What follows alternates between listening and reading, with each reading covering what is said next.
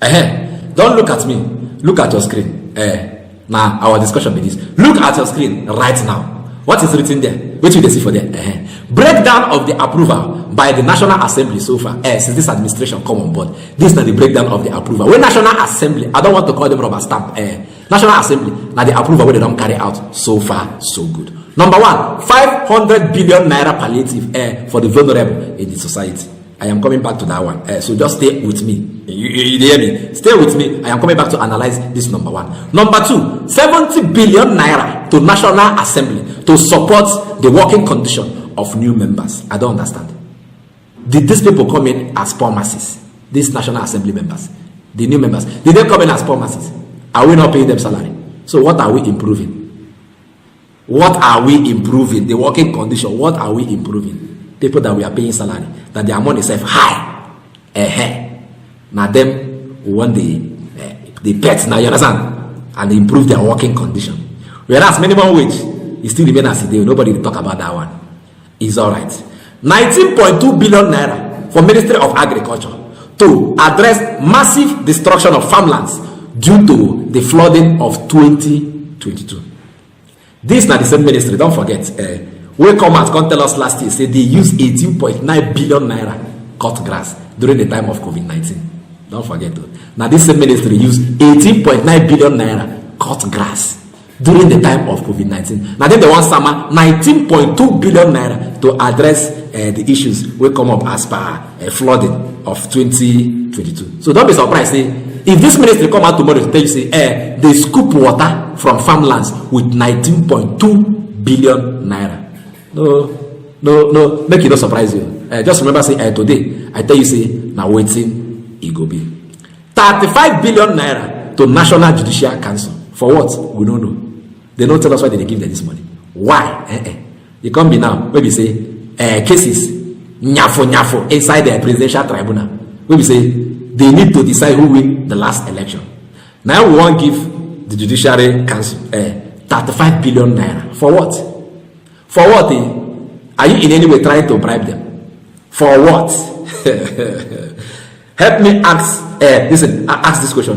For what are we giving the National Judicial Council 35 billion naira when members of that council are the ones who decide on these cases in the presidential tribunal?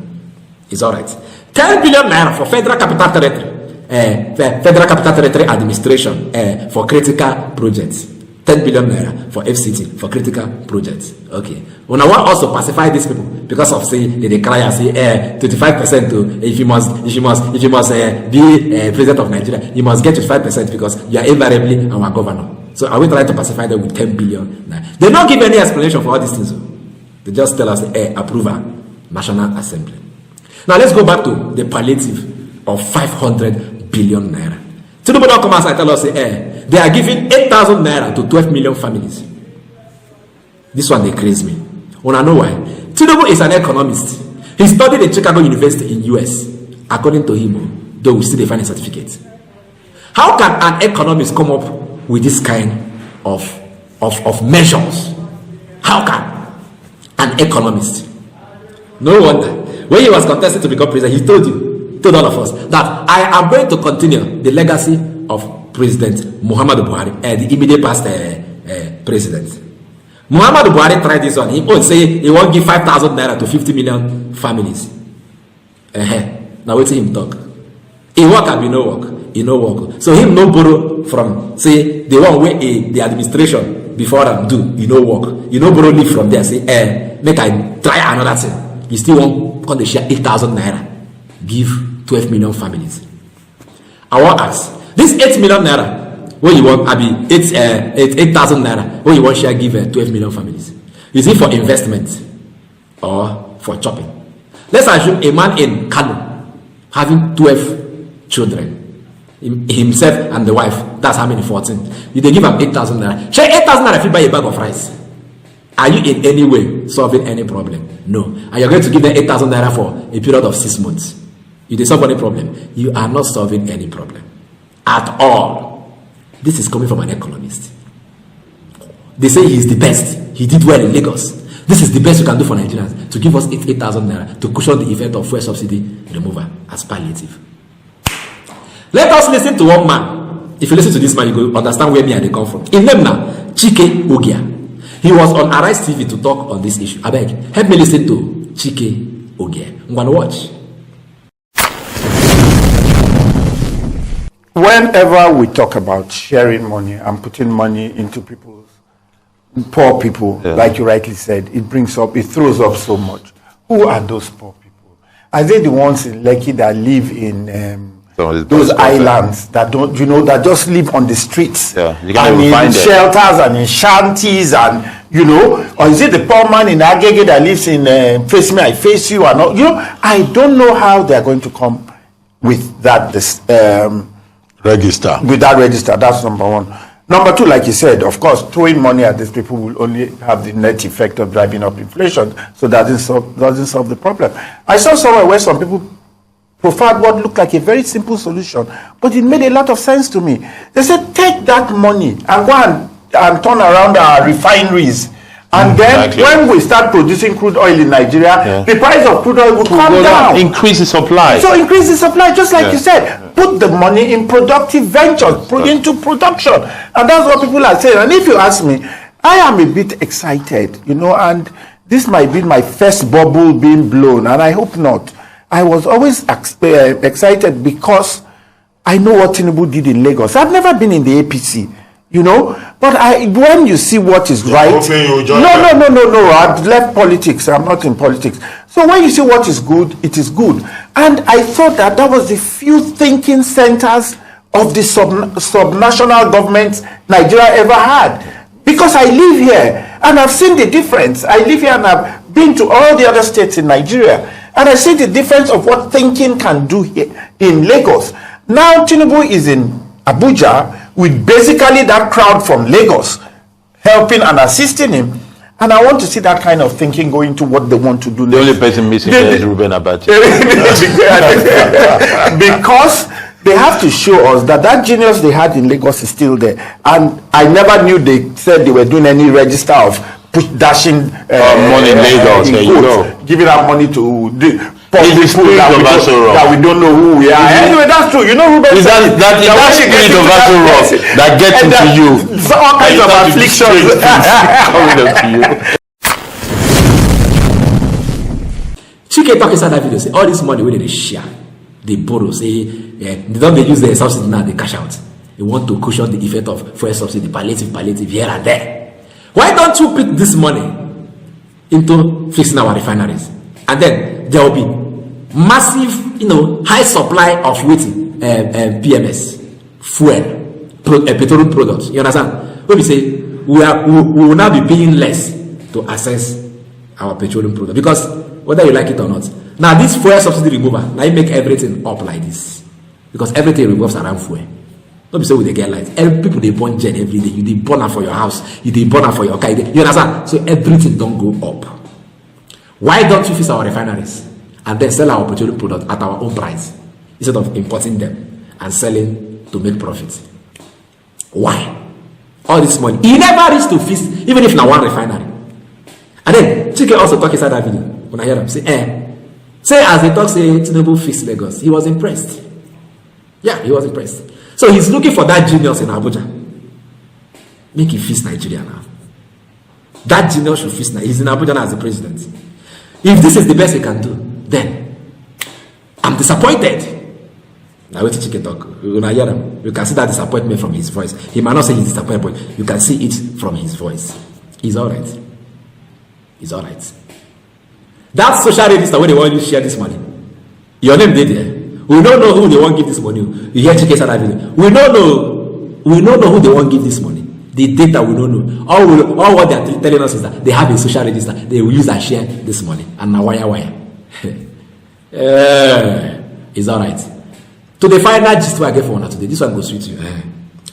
Nigerians schooling in UK, they don't cry out to say, school fees don't increase by 60%.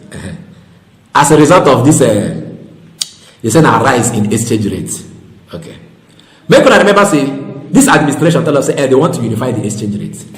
And as a result of that unification now these people when they school for UK now don't they cry. Say, the naira now, money when they pay, now they convert to naira. Say now plenty money, say May God help them all. May God may help them all. They are crying. So increase in school fees is now by 60% for those schooling in the UK. I beg. Again, one video I want to play for you. Listen to what they talk for inside that video. And then you will hear one professor who also talk some kind things inside this video I want to play for you now. Then when we come back, we'll go analyze them together. I'm going to watch. About 2 weeks ago, after President Bola Tinubu promised to unify the nation's multiple exchange rates, the Apex Bank decided to float the naira at the investors and exporters window of the foreign exchange market. Since then, the naira has fallen from 471 to the dollar to 750 per dollar and even higher, and 589 per pound to 957 per pound. This has led to about 60% increase in tuition fees for students in the United Kingdom. This rise in exchange rate has put more pressure on many Nigerians schooling in the UK and beyond. The United Kingdom is one of the destinations of choice for many Nigerians. As many as 128,770 Nigerian students enrolled in universities in the United Kingdom between 2015 and 2022. The other part of the problem, as we saw during the week, is that Rishi Sunak, Chancellor Jeremy Hunt, and also Andrew Bailey, there seems to be a meeting of minds that public sector pay will be increased from between 5% for nurses to 6.5% for teachers to 7% for police and prison workers and all of that. And they are saying that it's immigrants that will pay for it. Yeah, why not? So that's another jeopardy for Nigerian students. So it's a problem we have because we have neglected our institutions, because ASU is on strike, because education is not good, and because, quite frankly, Nigerian elite does not trust and value education. And this is the price they're paying for it. Education in the world is an industry. We see it that way, not only of solving problems, but also generating revenue. Because there was a time in this country in the 70s and the mid-80s when people traveled to Nigeria from neighboring African countries to come and study in Nigeria. We've lost that. There's nothing stopping us from going back to that from America. Nice one. Nice one. When I hear that professor, his name now Professor Anthony Killer, him talk and say, yes, he serves them right. Because people, when they go this Obodo Yibo, carry their children, they go, they study. Most of them are our politicians and people that are benefiting from them. Do you understand? So if this money now don't high by 60%, it's a pointer to something that they should come and fix our waiting universities. There was a time our universities were the best. People were coming from all over the world to study here. Yes, they were, and we were making money. This country, they don't even know say education is another means of income. They think only locals figure you go generate money from locals. No, foreigners should come and school here. You generate revenue. Fix our universities. You say no, has to strike every time. Nothing is working. Those people now where they carry their children, they are not crying. They are not paying. School fees don't high by 60%. Make it high by 100%. What did they stop? Fix our schools. Fix our schools. Let them come here and study. Everything, the condition here is fine. Our atmospheric condition is fine. Code not today here. You understand? Good environment. Do it very well. Do our universities very well. Let them come here and study. Carry your children, come back here. Fix it. All this money we want to share. Use it and fix our universities. Then you will not cry again. They will pay in naira. They will not pay in dollars anymore. Now they cry, say they don't increase by 60%. Una never say anything. Una go soon pay 100%. I want to also hear inside that video. Say this money, with this increase now, this increase in school fees, it they come from somewhere. Say this, this their prime minister, Sunak, Rishi Sunak. It don't increase the salaries of people who they work for their country, the important people. You understand, like the medical line, nurses and all that. They don't increase their salaries, and the money to pay these people will come from the money, the money that they will generate from immigrants. Come back here, come and fix all of them. Tell your daddies and your mommies that are into politics, they should come and fix our universities there and bring you back. Come and study here. And I will put us for hell. Waka, run, go there, go to study. It's alright. Now, this is why I can't come for one today, I beg. If you never subscribe to this channel, rush now and subscribe. You hear me, man? I go see Ona tomorrow. I beg. If you like this update, subscribe to my channel. I beg. Biko, Ejo, Da Allah. Subscribe.